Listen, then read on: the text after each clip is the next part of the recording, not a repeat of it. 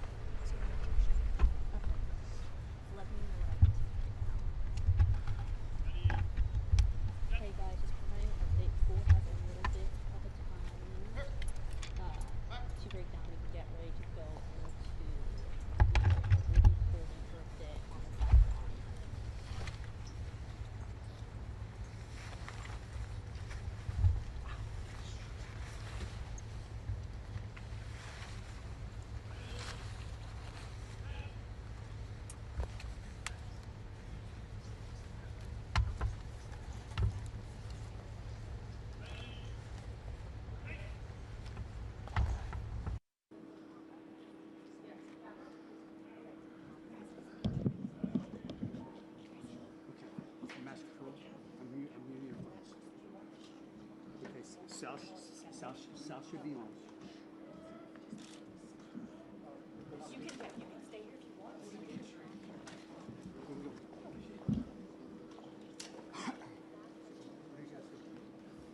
Are they doing a colonnade one? What's that? Are they doing a colonnade one? Yeah. So I'm just gonna sit here, pick them up here. I'm going to come in front of you so I can catch a little bit of that. What's that? I'm going to come right here so I can catch a little bit of that. Yeah, that's fine. And then will you back up when he gets that way? Sure. Or can I stay here if I'm out of your way? What's that? Yeah, you're good there. Because he should be walking down there. Stand here. Ah, nice.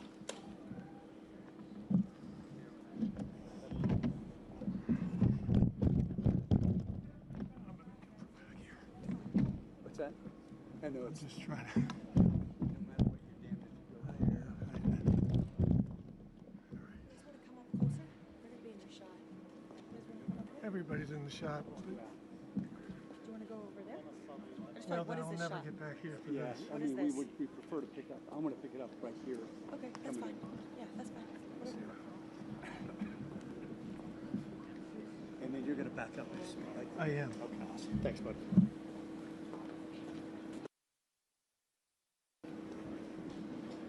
Yes. There they are. Well, no. Yes. Thought it was, but it's Caroline, I think.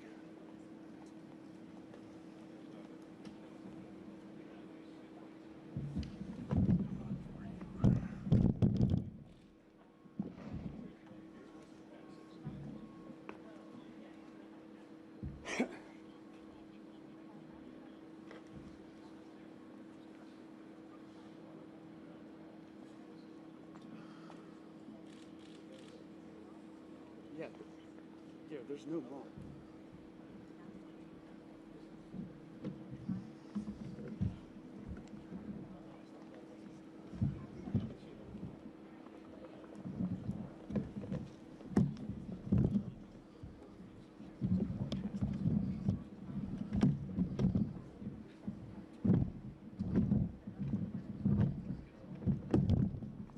It's a standard. It's a standard. Standard by that. Don't hold.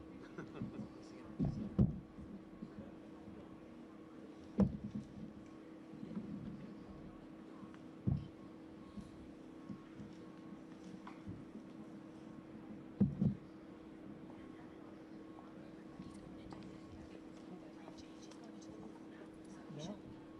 Not, yeah, he's going to walk down. Yeah. Right. Not me, yeah. Yeah. Yeah. Are you saying they're not going to stop? They're probably not stopping here.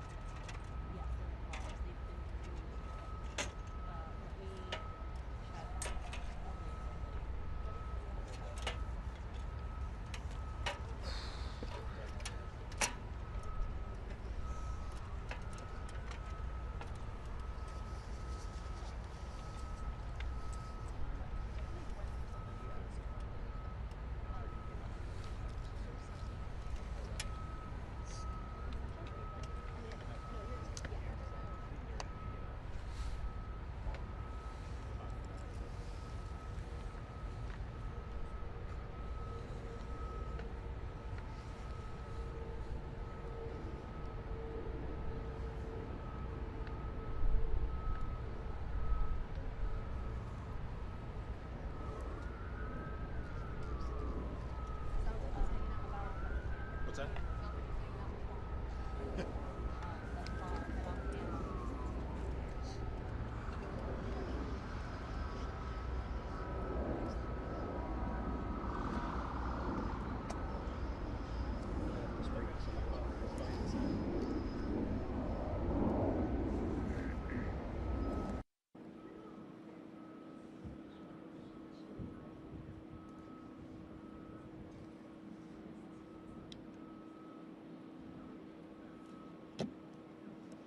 Hey, Noah.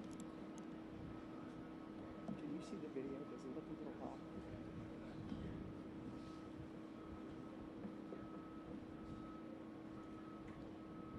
Me too.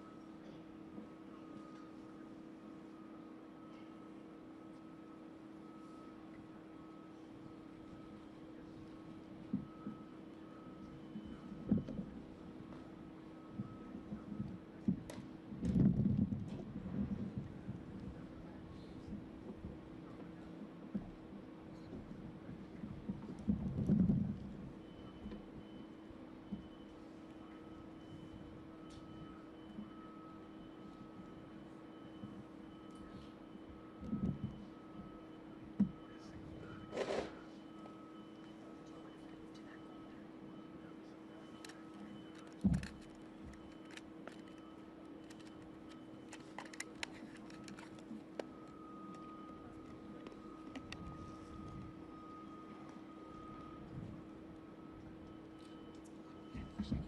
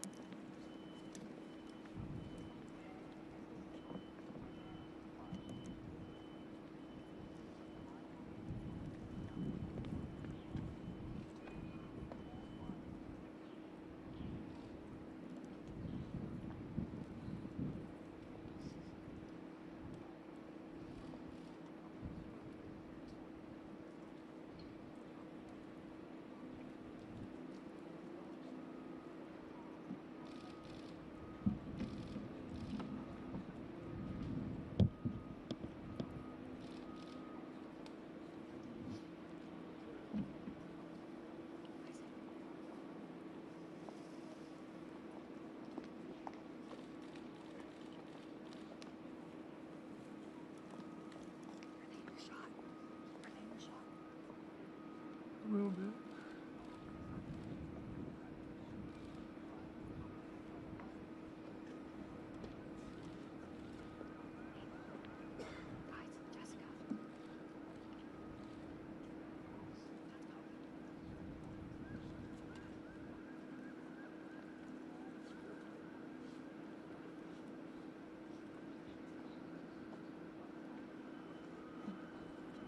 Now she's in my shot.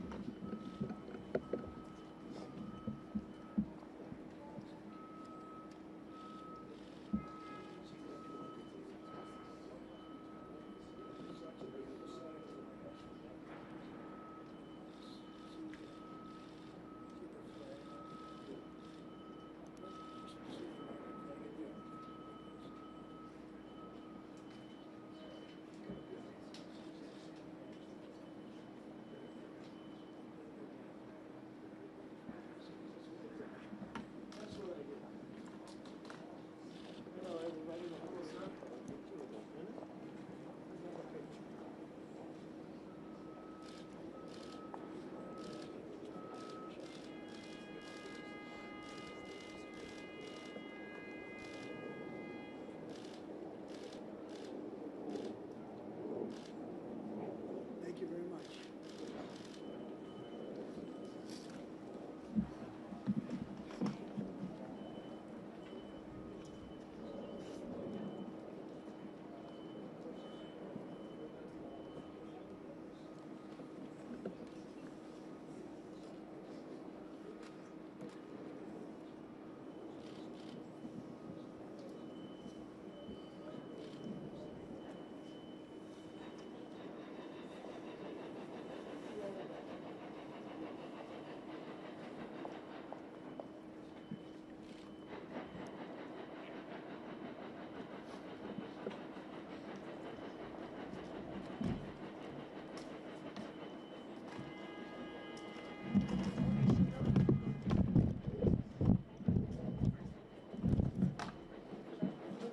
Yeah, cuts. Okay. Oh, you're good. Okay.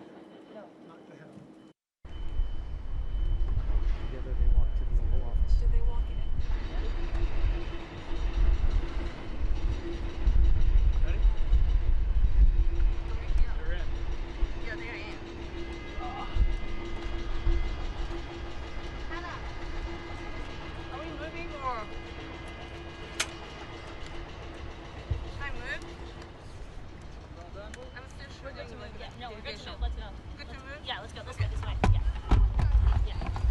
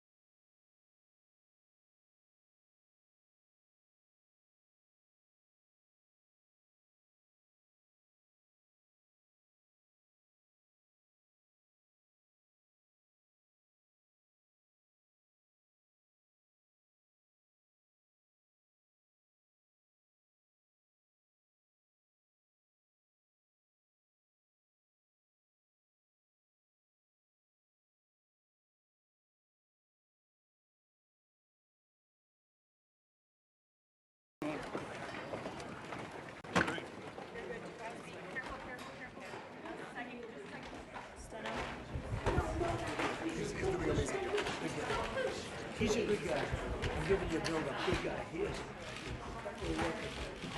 Yes, definitely. That's an easier performance. That's an easy one. And you're a great personage in the world of sport. Not spending any money.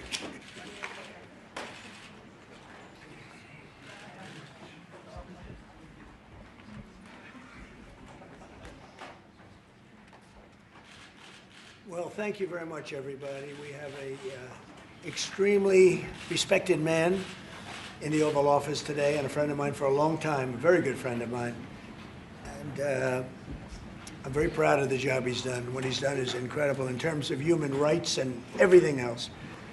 And he's the Crown Prince, the future king, and I just want to pay my greatest respect to your father, King, who is an amazing man. I met him early on. He greeted me at the airport at an age that was pretty high up there, and it was about 117 degrees, and he was standing on the red carpet as I came out of the plane. And he's amazing. And when I met his brilliant son, father, I said, this guy is fantastic. And I don't know if that helped you or hurt you, but obviously it couldn't have hurt too much, because here you are, right? But we had a great meeting, and the office has changed quite a bit. And we inherited a mess. You actually told me you thought the country was in big trouble. I'm not going to use the exact word that you used. I refuse to say that you thought our country was dead a year and a half, 2 years ago. But our country was in trouble, and now we have the hottest country in the world. You said that also. And we do. We have the United States is right now the hottest country in the world. And between the tariffs and the election, November 5th election, we've done things that nobody can believe. $21 trillion will be the amount invested in the United States or committed to invest in 1 year. So I'm here 9 months. We're up to almost $18 trillion. Biden, as an example, the Biden administration, if you call it that, it's not to me, it was the Biden lack of administration. They were less than $1 trillion for 4 years. We're going to be $21 trillion for 1 year. I think that's hard to believe. The biggest in history was a certain country, $3 trillion. We're going to be $21 trillion. On top of that, prices are coming down. We inherited a mess with high prices, the worst inflation in the history of our country. We had inflation that was a single 4 years, the worst inflation in the history of the United States. Gas prices through the roof. And that's after destroying our petroleum reserve, which was meant for wars and big emergencies, not to try and win an election. They opened up the reserve so that people get $3 less in gasoline, and it didn't work. They got about 3 cents less, because as big as those reserves are, they're peanuts when you're talking about that kind of traffic. And we're rebuilding the reserves. We're doing all of this, and we've done a job. We're also bringing down prices very substantially, and we've already brought them down very, very substantially. Gasoline is way down. I think you'll be seeing $2 gasoline, but we're now at $2.50, $2.45. Some are lower than that. It was $4.50, $5, $6, $3.50, $3.75, under Biden, all different numbers, but way high. And we have energy way down. But the biggest thing to me, because I know what it means in jobs, is the fact that we're at over $17 trillion, Scott, and we expect to be around $21 trillion in 1 year. And that's many times bigger than in history. The highest number was $3 trillion. And we're going to be at $21 trillion. That means new plants, new AI, new auto plants. We have auto plants coming in from Canada, from Mexico, from Germany, from Japan. Toyota just agreed to invest $10 billion on new auto plants, all American workers. We've never been in a position like this. You can go back to the beginning. Our country has never been in a position like this. And it really is because of the fact that we use tariffs to bring all this money in. And you're going to see the results in a year when these plants start to open up. We have more plants under construction now than at any time in the history of our country. And these are big plants. These are the biggest plants anywhere in the world. And I want to thank you because you've agreed to invest $600 billion into the United States. And because he's my friend, he might make it $1 trillion, but I'm going to have to work on him. But it's 600, we can count on 600 billion, but that number could go up a little bit higher, yes, or I don't know, we'll see. But we appreciate it very much. So Saudi is going to be investing at least $600 billion, and that means investments in plants, in companies, money on Wall Street, and what it really means for everybody that really counts is jobs, a lot of jobs. We have a lot of jobs. So I just want to thank you. We've been really good friends for a long period of time. We've always been on the same side of every issue. I think we've done a great job in wiping out the nuclear capacity of Iran. Nobody else could have done that. No other president would have done it. We had the pilots in the Oval Office right here. We were celebrating a very successful attack. So I had them in with that beautiful B-2 bomber that's over there. And they said, sir, for 22 years, we practiced this attack. Our predecessors, these were very young guys, so 22 years, they said our predecessors and us practiced the attack on Iran. But no president ever gave us the go-ahead. 3 times a year they went out and they practiced the attack. Nobody let us do it until you came along, and I let them do it because it was the right thing to do. You can't have a nuclear Iran. And so we put you in a very good position. But I just want to say it's an honor to be your friend, and it's an honor that you're here. And if you'd like to say a few words, but thank you very much. Well, thank you, Mr. President. This relation has been a relation for about 9 decades, and we've been working together for a long time. But today it's a very important time in our history because there is also a lot of things that we're working in the future. We believe in the future of the United States of America. We believe in what you're doing, Mr. President, really creating a lot of good things and good foundation to create more economic growth, more business in America. And it will also your work for the world peace. I believe, Mr. President, today and tomorrow we're going to announce that we are going to increase that $600 billion to almost $1 trillion of investment, real investment and real opportunity by details in many areas.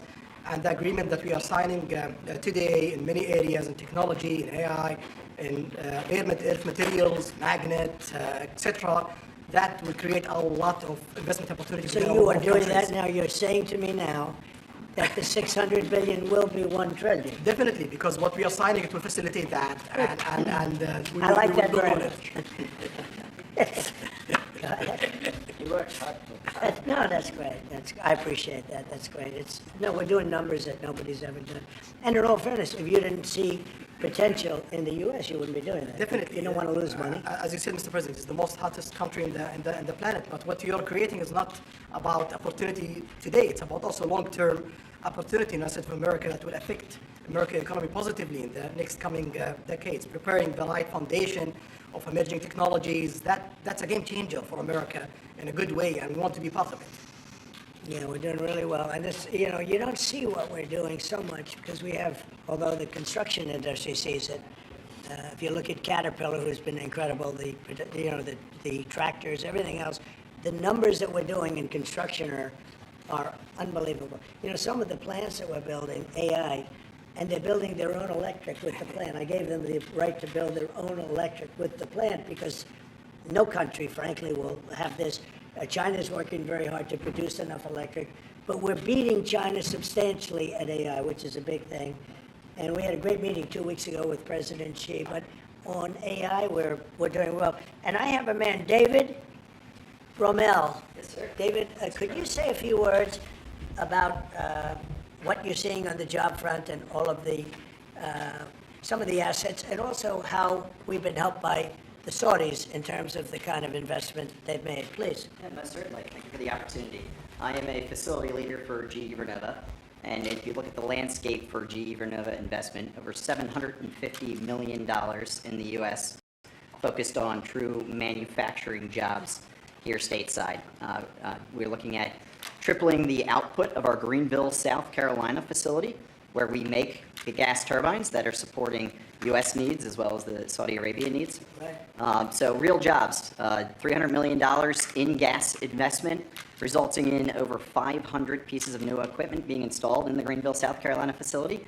That translates into roughly 1,800 jobs across the board for GE Vernova as we try to scale capacity to be able to meet this demand.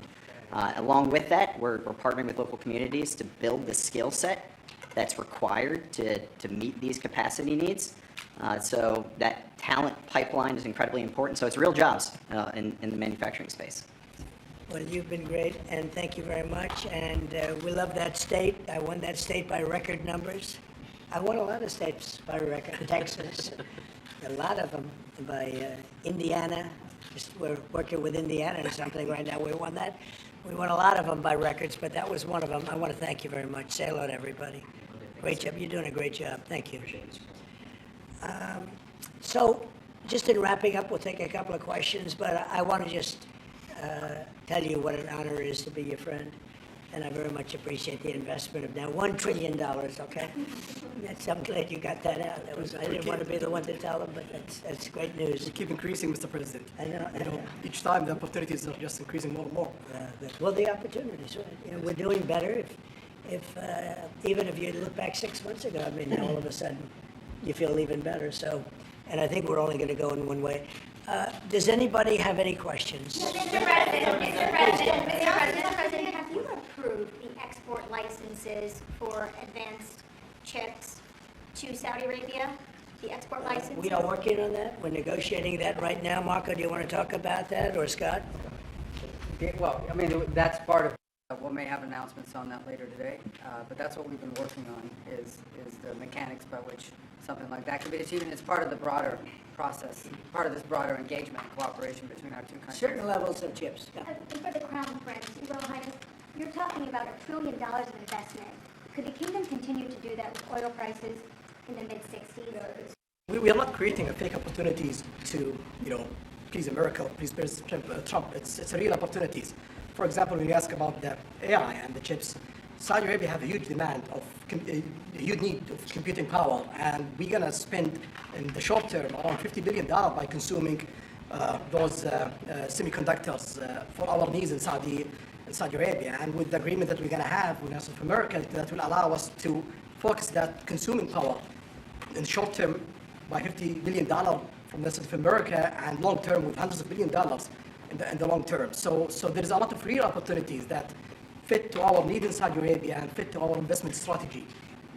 Mr. President, is it appropriate, Mr. President, for your family to be doing business in Saudi Arabia while you're president? Is that a conflict of interest? And Your Royal Highness, the U.S. intelligence concluded that you orchestrated the brutal murder of a journalist. 9/11 families are furious that you are here in the Oval Office. Why should Americans trust you? And the same to you, Mr. President. Now, who are you with? I'm with ABC News, sir. You're with who? ABC News, sir. Fake news, ABC fake news, one of the But the worst, question is one of the legitimate, worst sir. in the business. But I'll answer your question. Thank you. I have nothing to do with the family business. I have left, and when I've devoted 100% of my energy. What my family does is fine. They do business all over. They've done very little with Saudi Arabia, actually. I'm sure they could do a lot.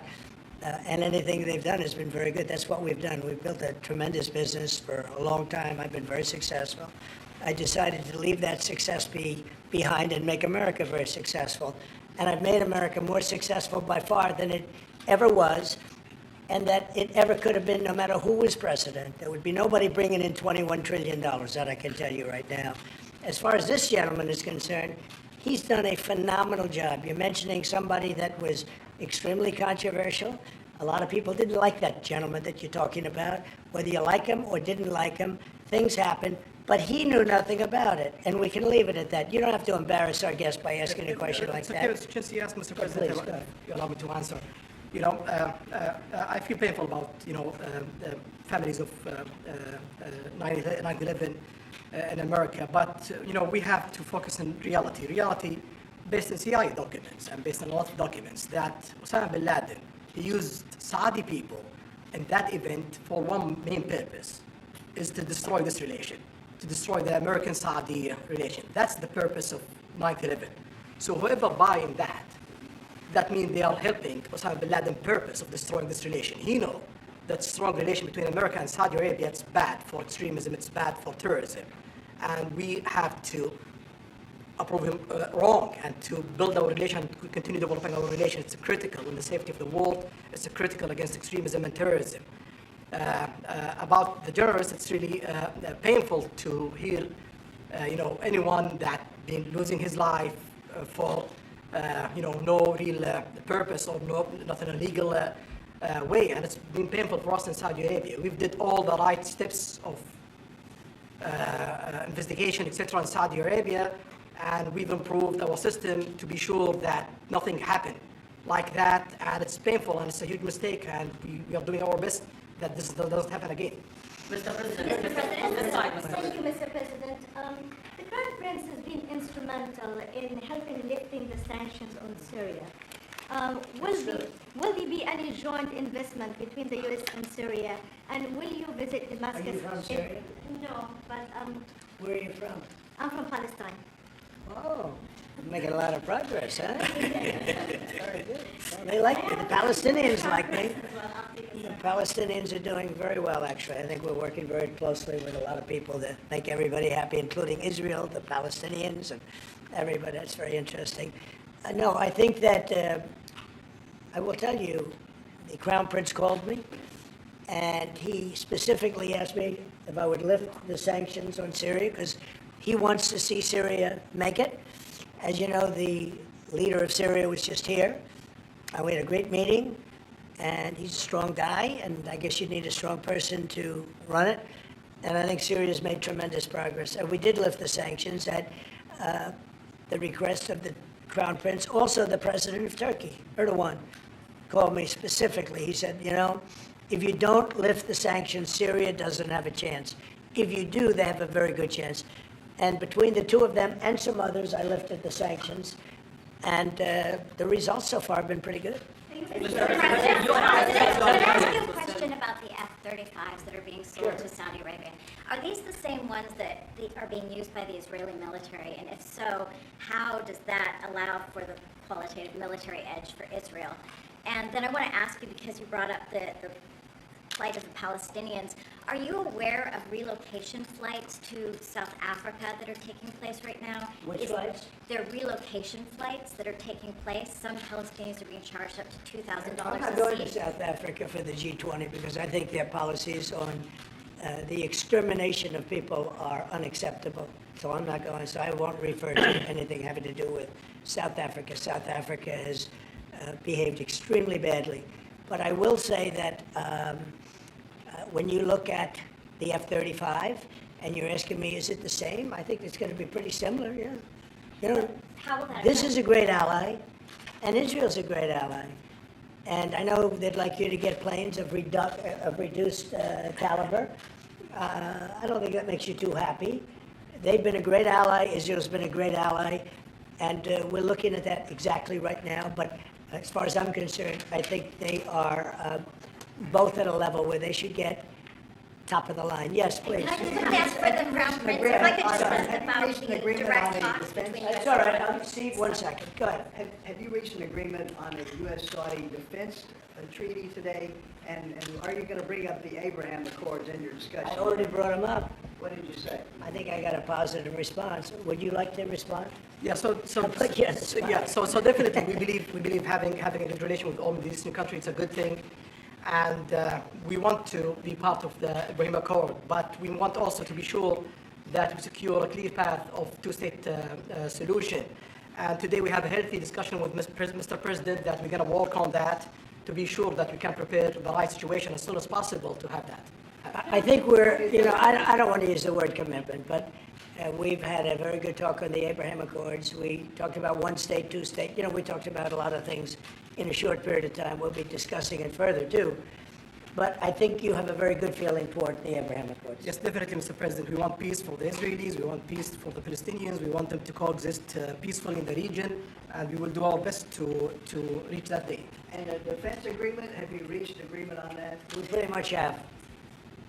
Question for the Crown Prince, if I could just finish. We have reached agreement on that. Okay. I wanted to ask you about the direct talks between the United States and Iran. Have you been fully briefed on that, and are you concerned at all about how this might impact Saudi security interests? Well, we are close ally. We'll be working closely together on that issue, and we will do our best to help to reach a deal between the United States of America and Iran, and we believe it's good for Iran's future to have a good deal that will satisfy the region and the world and the rest of America. So we will do our best to see that they happen. And by the way, Iran does want to make a deal. I can say I think they very badly want to make a deal. I am totally open to it, and we're talking to them, and we start a process. But it would be a nice thing to have a deal with Iran, and we could have done it before the war, but that didn't work out. And something will happen there, I think. But they would very much like, I mean, they may say something else, but they would very much like to have a deal. Do we have a timeline? You are going to sell 35 F-35 jets. You are planning, you said you are planning to sell the F-35 jets to Saudi Arabia. Yeah. Is it part of the security agreement?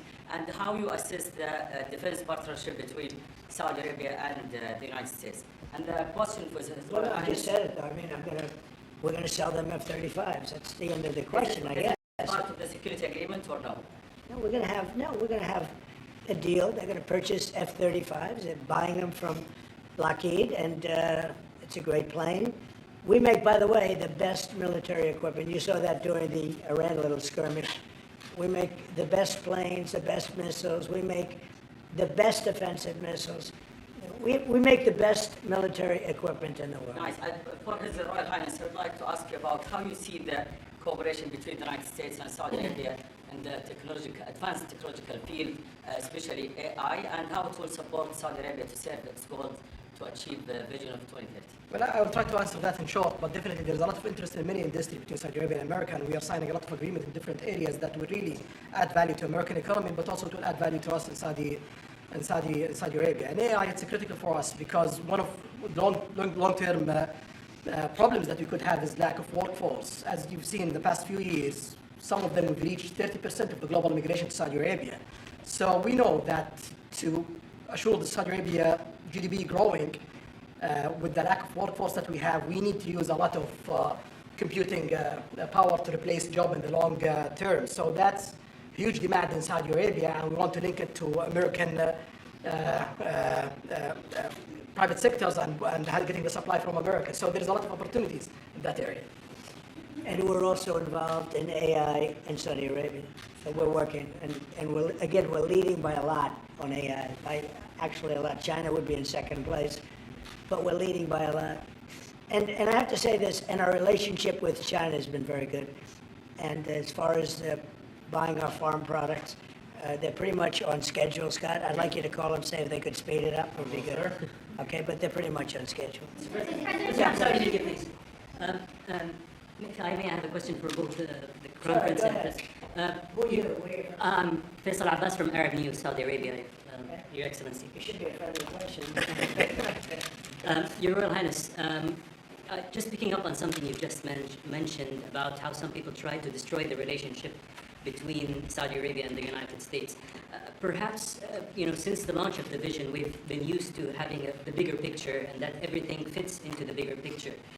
Might you want to elaborate a little bit about where is the relationship, the bilateral relationship, the strategic partnership between Saudi Arabia and the United States heading, and what's the big picture there? Well, I don't think it's a relation that we can replace it from the Saudi side or the American side. It's a critical relationship for our political attempt, for our economical attempt, for our security, for our military, for many things. And it has been there for 9 decades, and the opportunities that we have today, it's huge, and it seems that it's going to get deeper in the next few decades. And what we are having today and tomorrow with President Trump, it's really a huge new chapter in this relation that will add value to both of us. When you think about it, I'm just sitting here. You're with the future king, a man who's respected by everybody, a man that doesn't have to be doing this, really. I don't have to be doing it either. And yet we're sitting here taking questions, we didn't say, oh, you can't talk about this. And there's never been transparency like this, even in his country, but there's never been, in our country, that's been acknowledged. But we didn't put restrictions, and I'm saying it's sort of wonderful to be taking questions from all over the world. Everybody's here. This is just a small group representative of tremendous numbers of media that are outside, that are very jealous that these people were so selected. But they're representing a lot of people that are outside. I think it's terrific that we can be sitting here being this open and you know, I think it's really a wonderful thing, If you don't yeah. mind, I have a personal question for you. Okay, here we go, I should have said that. So apart from everything you mentioned in your opening remarks, you forgot to mention that you've de-escalated 7 wars since you started. At least in our part of the world, you are seen as a peacemaker. And adding that to all the executive orders and everything else you've mentioned, I really have to wonder, you, in your speech in Saudi Arabia, I was there, you said that His Royal Highness does not sleep at night thinking how he does things better. We wonder in Saudi Arabia, how do you manage your own time? And what's your formula for He managing? does not sleep much, and I don't sleep much. I think we have the same schedule. We're thinking about our countries. And if you sleep a lot and you're president, we just had one that slept more than any president. He broke every record. He sleeps all the time, during the day, during the night, on the beach. The only guy could fall asleep on the beach with the press watching. No, he's not a sleeper. I'm not a sleeper. We don't. We talk at night. We can talk. I can call him almost any time. He goes, hi, how you doing? It's like the craziest times. But no, when you love your job, when you love your country, and when you're in a position like we are, future king, highly respected, crown prince, and in my case, president, you're thinking about your country. You're thinking about making America great again.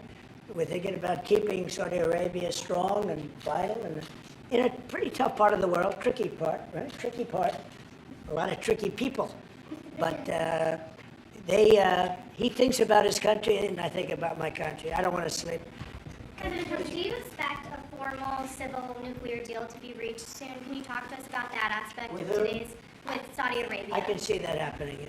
Do you think that an agreement will happen today? It's not urgent. You know, it's always, when you have civil nuclear, but you have more oil than almost anybody else. We actually have more oil and gas than they do, but I refuse to say that. And We have more than, we have more than anybody, can you imagine? And on the F-35s, are those sales, Israel had reportedly wanted those sales to be conditioned on Saudi Arabia moving to normalized relations. Israel will be happy. Israel is going to be That a happy. condition of the F-35? Israel's aware, and they're going to be very happy. Okay? Conference. Yeah, please. Hello. Hi, hello. My name is Amal Hazani from Sharq al-Awsat newspaper, from Riyadh, of course. I have a question for the Crown Prince and for you, Mr. President. Crown Prince of Saudi Arabia, how much you expected from developing the cooperation with the United States in the field of new energy, AI, supply chain? How much you expected from that? No limit. We just continue pushing forward. There's no limit. So we just push forward for all the opportunities that we have. This is, you have to understand, this is really a great ally. Just the fact that they're now doing, I came in here at 6, I did not know that. I was pushing for the 1 trillion, but he didn't tell me that. Now he told me. This is a great ally of ours. You know, when you invest $1 trillion, that's national security for us too, because it creates jobs, it creates a lot of things. And I would say, Scott, right, when you hear one country is putting $1 trillion into the United States, that creates national security. And, you know, I think that they don't have to say that, but I think a big part of that is also the fact that tariffs are in play. But even beyond tariffs, that's a real ally that will do that. Creates a lot of power for the United States. We are also in Saudi Arabia very happy for this much of Saudi the money is function here, and of course it's come back for us for benefits. So it's complementary interest. So this is the I think what's different the friends and ally do. Well, look, I love the country of Saudi Arabia. I know the people very well. The level of treatment that we go when we go to Saudi Arabia is something that is incredible. And the people like us, and I think they really like America, especially when I'm president. I mean, I don't think they liked America so much maybe for 4 years recently. I think Obama treated Saudi Arabia very, very badly, as you know. And I think Biden didn't have any idea where the hell he was. So I don't think Biden knew the difference. How would you describe the future relationship with Saudi Arabia? I mean, from the strategic aspects, would you describe that? Say the relationship is with, Yeah, I would say top of the line. It's as good as it can, I don't think it can get much better. We have a country that trusts us, and that's why they make that investment. If they didn't trust us, they couldn't make that investment. And we trust them. They've been very reliable. Now, I rebuilt our military in my first term, and we spent trillions of dollars, and we gave away some of it in Afghanistan stupidly, because we had stupid people running our country. But we gave away, but that's, as much as it was, it's a tiny fraction of what we put here. And we're bringing our military to a new level, the highest level ever. We have those plants are going out. And again, it's all American jobs and everything, so it's good for a lot of reasons. But as far as Saudi is concerned, no, I don't think our relationship could be better. I don't think they had a great relationship under Biden, and I don't think they had a great relationship under Obama. But they have a great relationship under Trump. When we did the Presidential Walk of Fame, you saw that, right? And we're walking, and I asked the Crown Prince, so outside of Trump, because I blow everyone away, who was the best president for Saudi Arabia? And you could, maybe, it's an interesting answer, I don't know. Roosevelt, who started it, which is a Democrat, and Reagan, he's one of the historical presidents that have close ties with Saudi Arabia. But we've worked with all presidents. Does Trump blow them all away? No, it's another league, Mr. President. Mr. President, And Trump doesn't give a fist pump. I grabbed that hand. I don't give a hell where that hand's been. I grabbed that hand. Remember Biden? He travels for 20 hours, gets out, and he gives a fist bump. No. When you get out of the plane and you got the future king and the man who's one of the most respected people in the world, you shake his hand. You don't give him a fist bump, right? We don't want to ask you about that, but I can't imagine you were thrilled. You were like a little bit surprised. He's a fantastic guy. You don't do that. Yeah, please. we're getting closer to the end of the year. Have you started the interviews for the Fed chair? Yes. Who have you interviewed?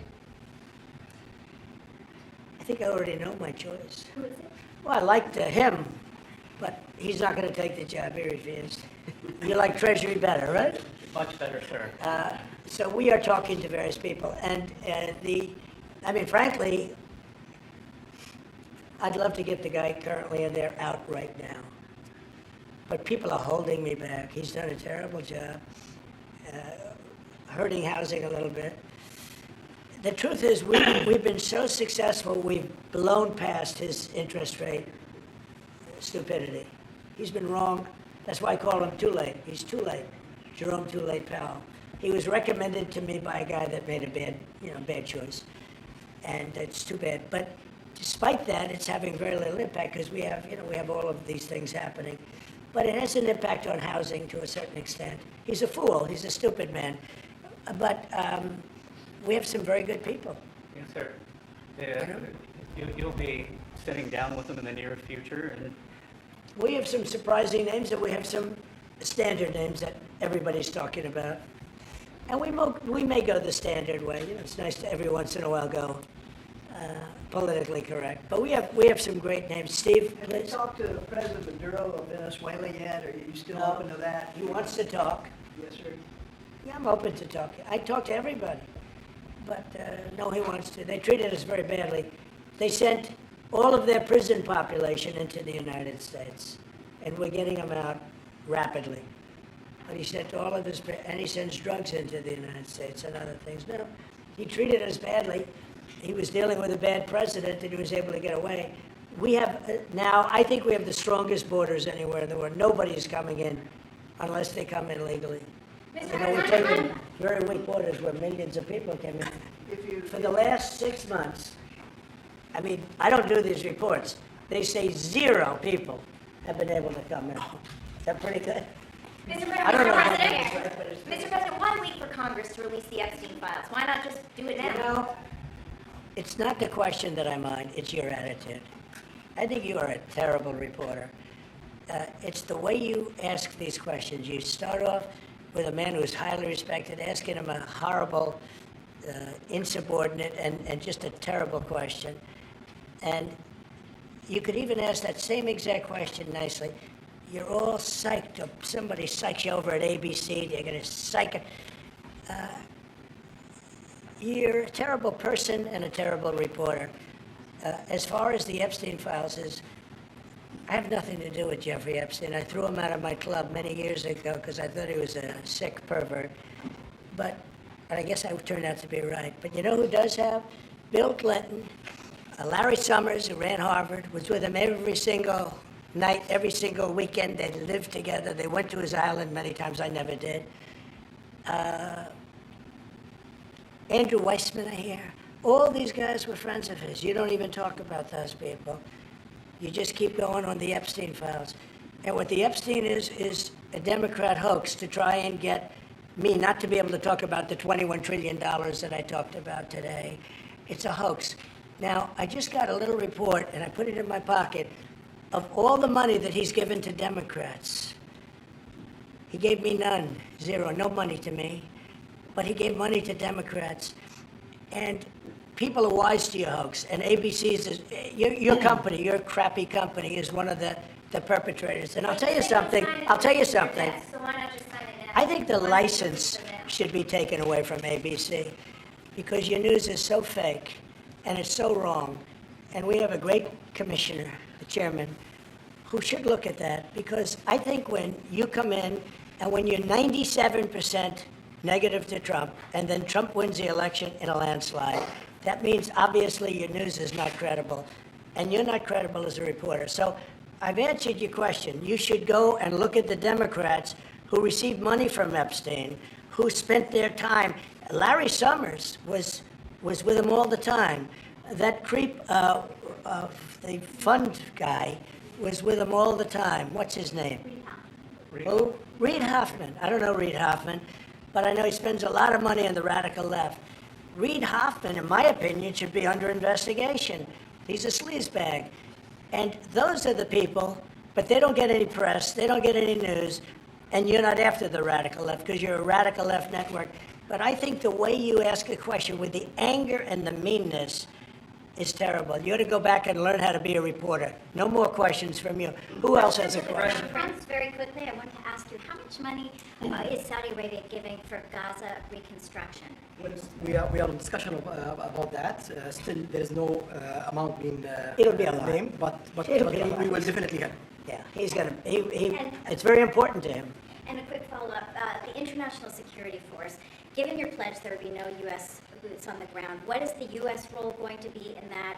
And how do you sort of ratify the allegations that this could undermine Palestinian sovereignty and even the path to statehood? Look, I think we're going to get along great with the Palestinians, and we know their leadership. We just had a very, you hate to say war, but it was a war. Very, very successful. And you could say really it was on behalf of everybody. We did that on behalf of everybody. And the outcome was extraordinary because we had the best pilots, the best equipment, the best planes, the best everything. And Israel bought the best equipment. They bought it from us. Everything's from us.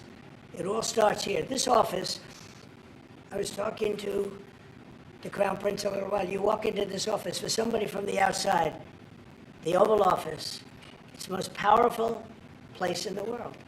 You're standing right now in the most powerful place in the world. And no matter how big you are, these are the biggest people, the richest people. They walk into this office. It's special, isn't it? Look at him. He's so happy to be here. But you walk into this office. It's the Oval Office. And we've done a lot of good with this office. I've stopped actually 8 wars. I appreciated your question before. But I've actually stopped 8 wars. I have another one to go with Putin. I'm a little surprised at Putin. It's taken longer than I thought. But we stopped India and Pakistan. I could go through the list. You know the list better than I do. I'm very proud. And I stopped one that was almost ready to start again. You know, there was one that was ready to start. And they're doing very well.